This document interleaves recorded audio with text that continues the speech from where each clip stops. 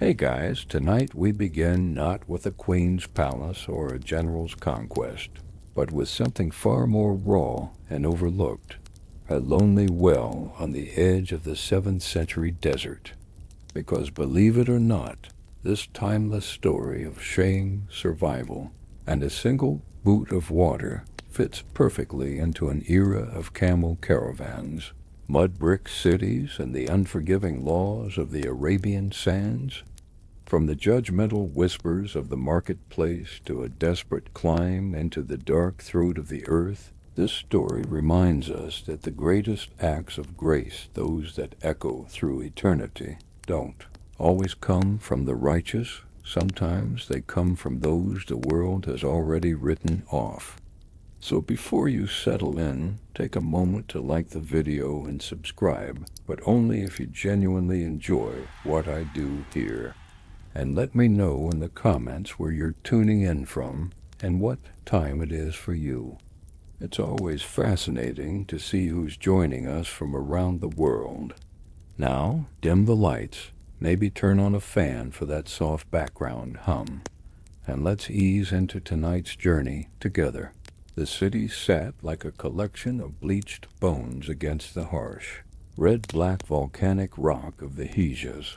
Its walls were made of sun-dried mud bricks, reinforced with straw that shimmered like gold in the late afternoon heat.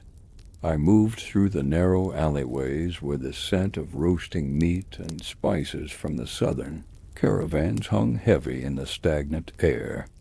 My name was a thing spoken in hushed tones behind latticed wooden windows. I was a woman who lived in the shadows of the marketplace, wearing garments of indigo-dyed linen that had faded to the color of a bruised twilight. My sandals were thin, the leather worn through by 1,000 miles of aimless wandering, and my ankles were stained with the fine white dust that rises when the north wind blows.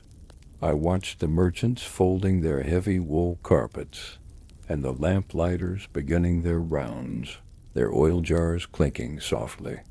I was a part of this world, yet as distant from its respectability as the moon is from the salt flats.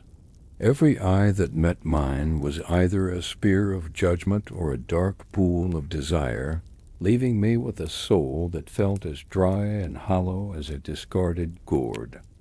The indigo wrap I wore was my armor and my cage. It was heavy, smelling of the cheap musk oils I used to mask the scent of the road. As I walked, the copper bangles on my wrists made a sharp, rhythmic sound, a warning to the pure to step aside. I passed the great gate where the elders sat on stone benches, their white turbans crisp and their beards neatly trimmed with sandalwood oil. They did not see the woman beneath the cloth. They saw only the transgression I represented. I felt the weight of their silence more than the heat of the sun. My heart was a landscape of parched earth, filled with the memory of words I could never take back and paths I should never have trod.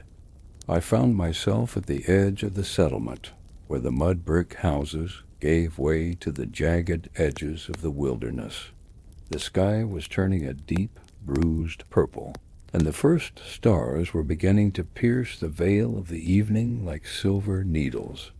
I needed to leave the judging eyes behind, to find a place where the only witness was the wind and the ancient stones of the valley. I set my face toward the open desert, where the horizon was a thin line of fire. I carried no water skin, for my thirst had been forgotten in the depths of my melancholy. The ground beneath my feet changed, from the soft dust of the city to the sharp, unforgiving flint of the open plain. Each step was a penance, the sharp rocks biting into the soles of my feet through the thin leather of my sandals. I knew of a well, an ancient thing built by hands long turned to dust, located in a depression where the underground springs refused to die. It was a lonely place, marked only by a single wind-swept acacia tree that looked like a skeletal hand reaching for the heavens. The air grew cooler as I walked, the heat of the day radiating off the rocks in shimmering waves of ghost light. I moved with a strange, quiet purpose, drawn by a thirst I did not yet understand, a thirst that was not of the throat, but of the very spirit that sat parched within my ribs. The well loomed ahead, a circle of dark stones rising from the earth like a silent sentinel in the gathering gloom. The moon rose, a sliver of pale silver that cast long, distorted shadows across the dunes. The heat of the day had not truly left the earth. It surged upward in pulses, smelling of dry sage and ancient minerals. I reached the well, my breath coming in short, raspy gasps. The silence here was absolute, broken only by the occasional shift of sand or the distant cry of a desert fox. I stood at the edge of the stone perimeter, looking down into the darkness of the shaft. I could smell it, the scent of deep, cold water, a smell that is like life itself to those who live in the land of fire. But I had no rope. I had no bucket of wood or skin. I was a woman who had come to the fountain of life with empty hands. I leaned against the rough, sun-cracked stones of the well's mouth, feeling the coolness of the deep earth rising up to meet my face. My reflection was lost in the blackness below, just as my identity was lost in the vastness of the Hijaz night. It was then that I heard a sound, a low, rhythmic scratching against the flint. I turned, my hand gripping the indigo fabric of my wrap. Out of the shadows of the acacia tree crawled a creature that seemed more dust than flesh. It was a dog, its ribs standing out like the hull of a wrecked dhow, its fur matted with burrs and dried mud. It moved with a desperate, staggering gait, its head hanging low. Its tongue was a dark, swollen thing, hanging from its mouth and coated in the gray grit of the desert. It did not bark. It had no strength for sound. It reached a patch of damp mud near the base of the well, a place where a few drops had spilled hours before, and began to lick the dirt with a frantic, hopeless energy. Its eyes, clouded with the film of approaching death, caught the sliver of moonlight. In those eyes I did not see an animal. I saw a mirror. I saw a soul that was perishing in the heat, ignored by a world that only valued what was beautiful or useful. The dog's breath was a series of wet, clicking sounds as it tried to draw moisture from the unyielding earth. I watched it, and for the first time in years the stone in my chest began to crack. I remembered the days in the city when I had begged for a kind word and received only a coin tossed in the dirt.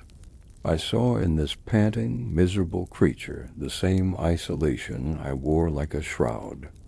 The world had judged us both me for my choices, and this creature for its very existence.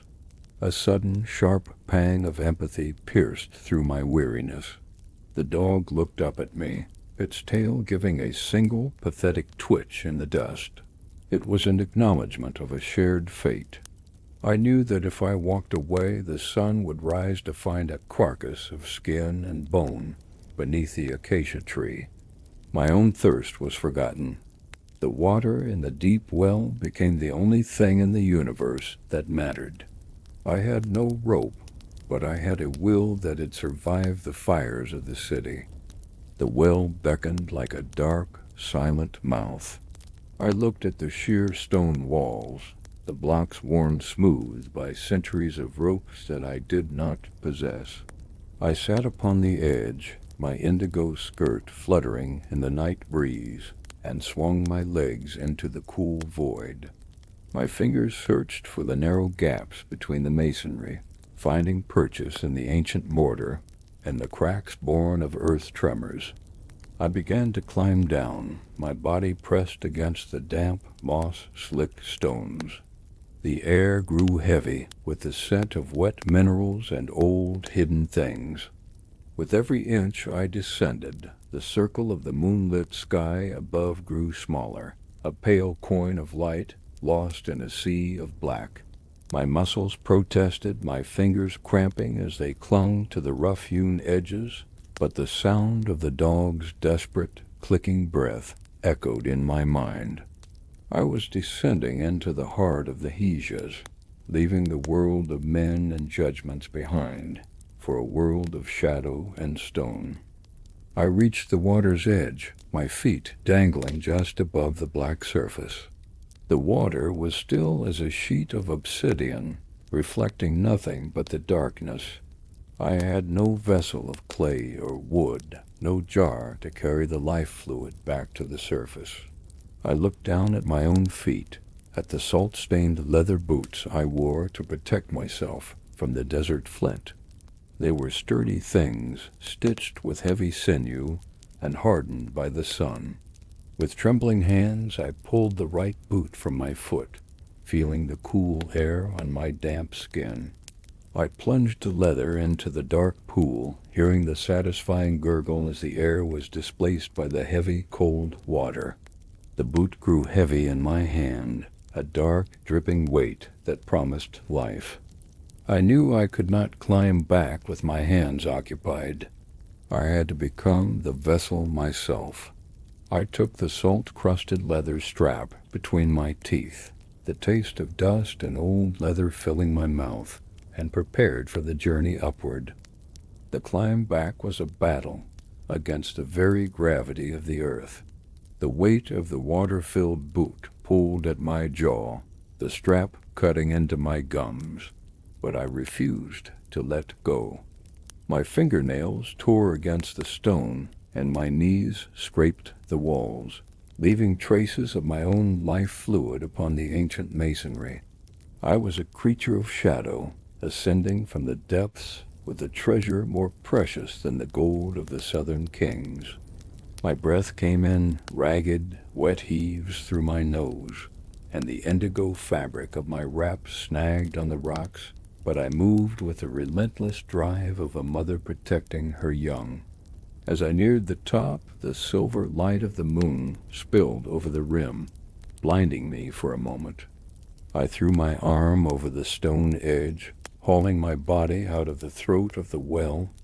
I collapsed onto the flinty ground, gasping, the water-filled boot held safely in my grip, while the silence of the desert stood witness to the labor of an outcast. I lay upon the sharp flint for a moment, my chest heaving, the taste of leather and salt still lingering on my tongue. The moonlight turned the spilled droplets on the stones into shimmering diamonds. I dragged my body toward the shadow of the acacia tree, where the dog lay as still as a fallen branch. It did not move as I approached. Its eyes were half closed, glazed with the approaching frost of the end. I knelt in the dust, my indigo wrap torn and coated in the white grime of the well shaft. I held the water-filled boot with both hands, my fingers trembling from the exertion of the climb.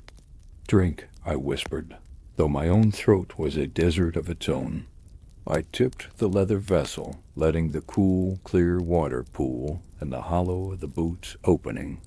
The scent of the water reached the animal, and a small, reflexive tremor passed through its skeletal frame. The dog's head lifted with an effort that seemed to strain its very soul. Its black, cracked tongue touched the water, and for a moment the world seemed to hold its breath. The lapping sound was small, a rhythmic lap-lap that was the only music in the vast, silent Hijaz night. I watched as the life flowed back into the creature, a miracle of simple chemistry and profound empathy. The water, drawn from the dark throat of the earth, was becoming the blood in its veins and the light in its eyes. I did not pull the boot away even as my own thirst became a screaming fire in my lungs. I remained on my knees, a woman of the city's shadows, serving a creature of the desert's dust. In that circle of moonlight, the barriers of the world dissolved. I was no longer the prostitute, and it was no longer the stray. We were two living pulses in the hand of the infinite, bound together by a single boot of leather. When the boot was empty, the dog did not run away. It leaned its head against my knee, its fur rough and hot against my skin. It looked up at me, and the film of death had vanished from its pupils, replaced by a clarity that pierced through my armor of indigo and musk. In that gaze I felt something within me shatter, not like a glass that breaks, but like a seed that bursts open in the rain. The judgment of the merchants, the silence of the elders, and the weight of my own sins seemed to evaporate like the morning mist over the Red Sea.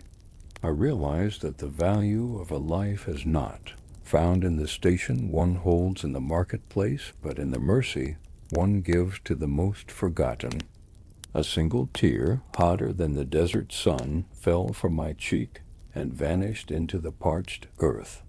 I was washed clean, not by the water of the well, but by the act of pouring it out for another.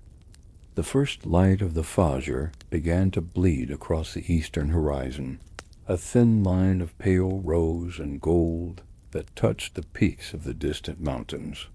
I stood up, my body aching, my right foot bare and caked in the dust of the wilderness. The dog stood with me, its tail giving a slow, steady wag, a banner of survival. I looked back at the well, the dark circle of stones that had been the site of my trial and my transformation. The world I was returning to had not changed. The mud brick city still waited with its narrow minds and its heavy laws. But the woman returning was not the woman who had left. The indigo wrap felt lighter now, no longer a shroud of shame, but a garment of a traveler who had found a hidden path. I turned my back on the lonely acacia tree, the dog following me for a few paces before disappearing into the shadows of the rocks, a silent brother of the sands. As I walked back toward the city gates, the sun rose in a sudden explosion of fire, turning the white flint of the plain into a sea of gold. I felt an invisible presence surrounding me, a stillness that was not of the earth. It was as if the very air was whispering a secret that the scholars had missed in their leather-bound scrolls. The heavens, which I had always viewed as a vast, judging eye, now felt like a canopy of infinite grace. I understood then that no act of kindness is lost in the vastness of the creation, that a single boot of water given to a thirsty dog could outweigh a century of transgression in the scales of the unseen. My steps were rhythmic and sure, the sharp rocks no longer paining me, for my spirit was treading upon a carpet of light. I entered the city as the calls to prayer began to echo from the low minarets, the sound vibrating through the very bricks of the houses. I lived the rest of my days in that city of dust, but I was never truly of it again. I worked the looms and sold the bread, my hands busy but my heart always resting by that lonely well in the Hijaz. When my time came to leave the garment of the flesh behind, I did not fear the darkness. I saw ahead of me not a court of judgment, but a garden where the rivers flow beneath the trees, and the scent of jasmine never fades. The gates did not open for my prayers or my fasts, but for the memory of a salt-stained boot and a thirsty creature in the moonlight. I stepped across the threshold, and the indigo of my life was transformed into the white silk of the righteous. I was the woman who had been lost in the marketplace, but I was found in the eyes of a dog. I had finally come home, not to a house of mud and straw, but to the presence of the one whose mercy encompasses all things.